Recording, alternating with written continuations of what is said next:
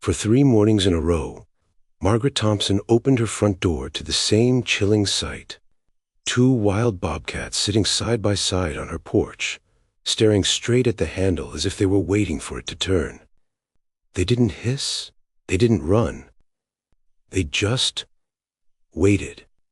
It wasn't until she checked the security cameras that her stomach dropped. The bigger female wasn't a stranger at all. She was Luna, the badly injured bobcat Margaret had released back into the wild over a year ago. Luna's limp, the scar on her ear, the white patch on her chest. There was no mistake. But why would a rehabilitated bobcat return to a human home and bring a younger cat with her? When the pair refused to leave and finally step off the porch, glancing back as if asking Margaret to follow, she sensed this wasn't a random visit. What they were about to uncover in the deep woods would defy every scientific rule of animal behavior and reveal a secret that would change their lives forever. The morning sun cast long shadows across the weathered deck of the Mountain View Wildlife Rehabilitation Center, a sprawling ranch nestled in the foothills of Colorado's Front Range. Margaret Thompson, a seasoned wildlife rehabilitator with 30 years of experience, stood frozen behind the kitchen window, her coffee mug suspended halfway to her lips. For the 3rd consecutive morning, 2 bobcats sat perfectly still on her front porch, their distinctive tufted ears alert, their amber eyes fixed on the door with an intensity that made her heart race. The larger of the 2, a mature female with a scarred left ear and a distinctive white patch on her chest, sat with the poise of a sentinel. Beside her, a younger bobcat, perhaps 18 months old, mirrored her posture with remarkable precision. They weren't aggressive or distressed. They simply waited, as if expecting something, or someone. Margaret set down her mug with trembling hands and reached for her phone to review the security footage from the previous nights. What she discovered sent a chill down her spine. The bobcats had been arriving each evening at sunset, maintaining their vigil through the night, and departing only when the morning traffic on the distant highway increased. The pattern had been consistent for 5 days now. As she studied the grainy footage more closely, focusing on the older female's distinctive markings, a memory stirred, a memory that made her sink into the nearest chair. "Luna," she whispered, recognizing the scarred ear, the result of a brutal trap injury she had personally treated 14 months ago. Luna had arrived at the center in devastating condition. A local rancher, Tom Bradley, had found her caught in an illegal leg-hold trap on the border of his property, her left hind leg severely damaged, her body emaciated from days of struggle. The trap had been set by poachers targeting bobcats for their pelts, a practice that had been increasing in the area despite law enforcement efforts. Margaret remembered the long nights she'd spent monitoring Luna's recovery, administering antibiotics, cleaning wounds, and slowly earning the wild cat's wary tolerance. But what had complicated Luna's rehabilitation was a discovery made during her initial veterinary examination. She was pregnant. Margaret had faced a difficult decision: intervene medically and risk the pregnancy, or allow nature to take its course while providing supportive care. She chose the latter, transforming a section of the rehabilitation center into a specialized birthing den, complete with cameras for remote monitoring to minimize human contact. Luna had given birth to 3 kittens on a cold February night. Margaret watched through the monitors as the exhausted mother cleaned each tiny mewing form, her rough tongue working with infinite gentleness. But joy turned to sorrow when, over the following days, it became clear that only 2 of the kittens were thriving. The smallest, a female, failed to nurse properly despite Luna's persistent efforts. Margaret made the heart-wrenching decision to intervene, but it was too late. The kitten passed away on its 4th day of life. The surviving siblings, a male and a female, grew strong under Luna's care. Margaret maintained strict protocols, ensuring minimal human contact to preserve their wild instincts. Food was delivered through a specially designed chute, and cleaning was done only when absolutely necessary, always while the cats were secured in an adjacent enclosure. The goal was always the same: return them to the wild where they belonged. By late spring, Luna's leg had healed remarkably well, though she would always carry a slight limp. The veterinarian cleared her for release, but the kittens, at barely 3 months old, were far too young to survive in the wild. Margaret faced another agonizing decision: separate the family or keep Luna in captivity longer than medically necessary. After consulting with colleagues and reviewing scientific literature on bobcat behavior, Margaret made the choice to release Luna. Studies suggested that bobcats, being naturally solitary except during mating and rearing, would adapt to separation. The kittens would remain at the center until they reached appropriate release age, learning crucial hunting skills through enrichment activities and live prey training. The day of Luna's release had been bittersweet. Margaret and her assistant, Jake Morrison, transported her to a carefully selected location near Beaver Creek, an area with abundant prey, water sources, and minimal human activity. As the carrier door opened, Luna had hesitated, looking back once with those penetrating amber eyes before disappearing into the underbrush. Margaret had wondered then if she would ever see the magnificent creature again. The kittens, meanwhile, thrived in the center's care. Margaret watched them develop distinct personalities. The male, whom the staff privately called Brave, though they were careful not to become attached, was bold and curious, always the first to investigate new enrichment items. The female, Shadow, was more cautious, observant, often learning by watching her brother's successes and mistakes. As autumn approached and the kittens reached 8 months old, the age when wild bobcats typically separate from their mothers, Margaret began preparing for their release. However, an unexpected obstacle arose in the form of William Hartley, the previous owner of the land where the rehabilitation center operated. Hartley, a conservative rancher in his 70s, had sold the property to the Wildlife Foundation 5 years earlier, but retained certain land use rights and significant influence over decisions affecting the surrounding area.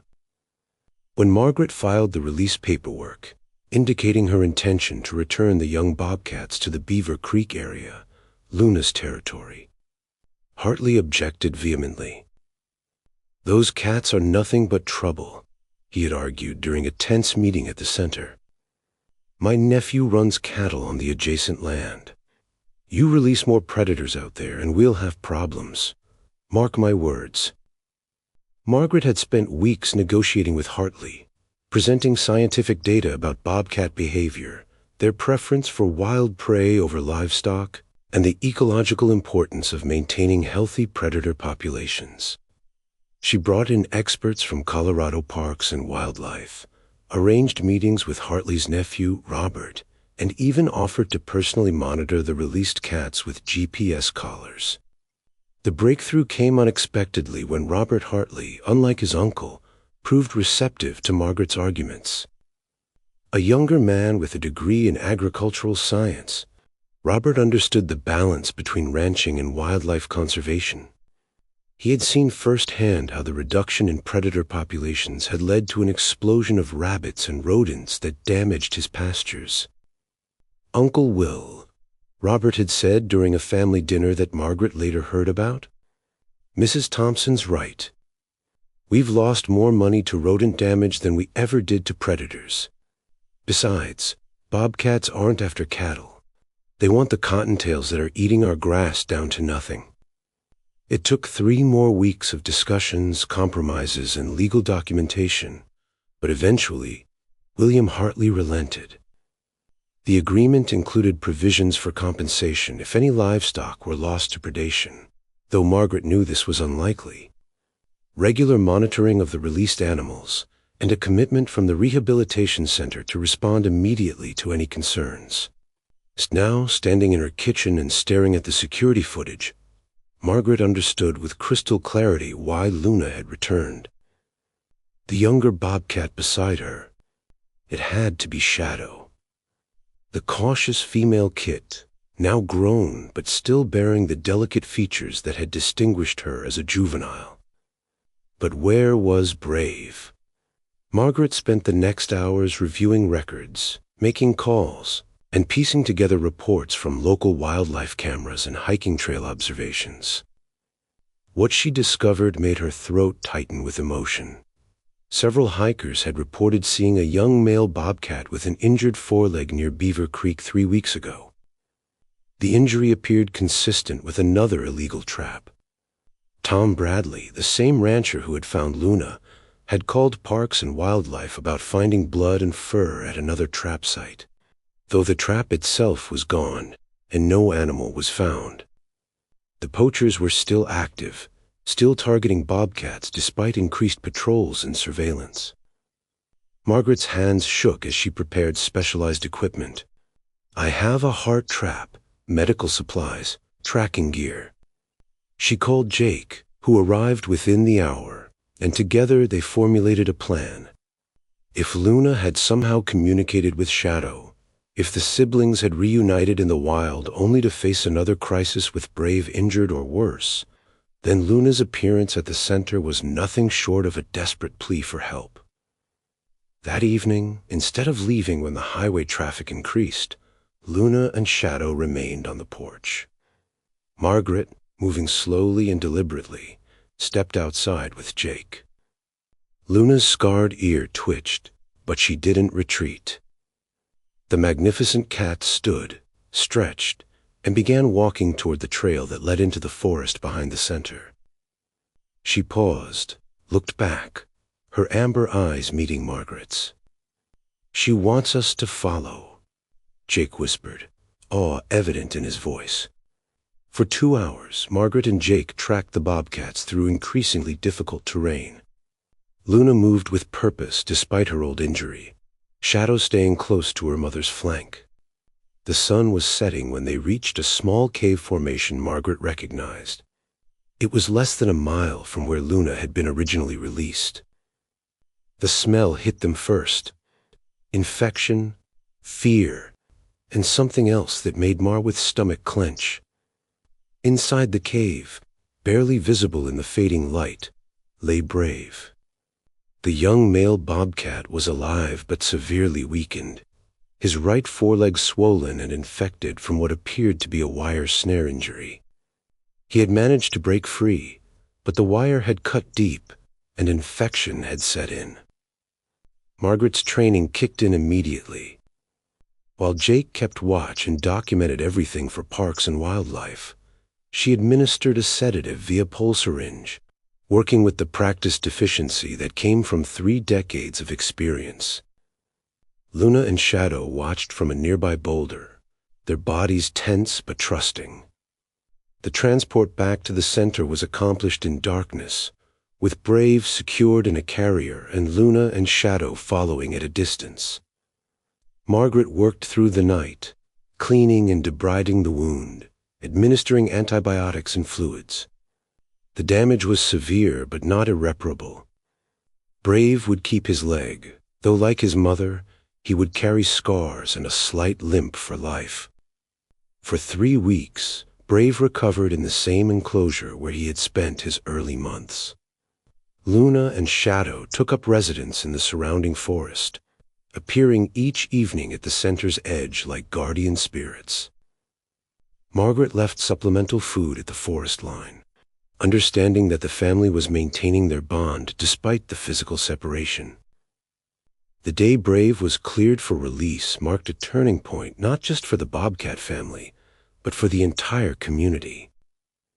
William Hartley himself attended, accompanied by Robert and Tom Bradley. Local news covered the story, and donations poured in for anti-poaching efforts.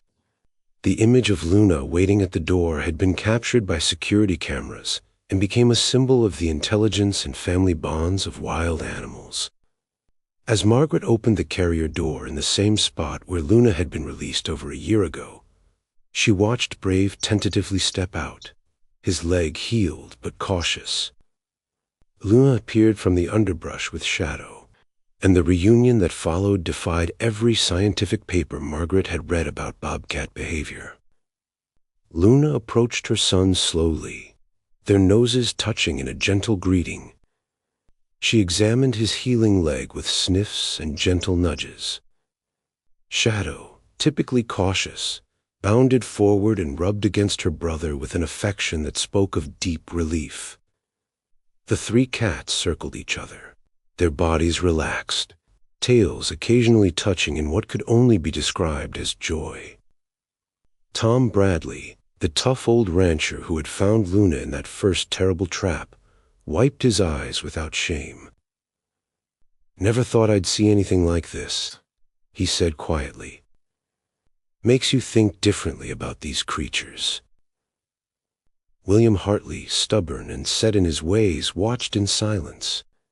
Finally, he spoke, his voice gruff but sincere. "Mrs. Thompson, I owe you an apology, and them." He gestured to the Bobcats. "An apology, too.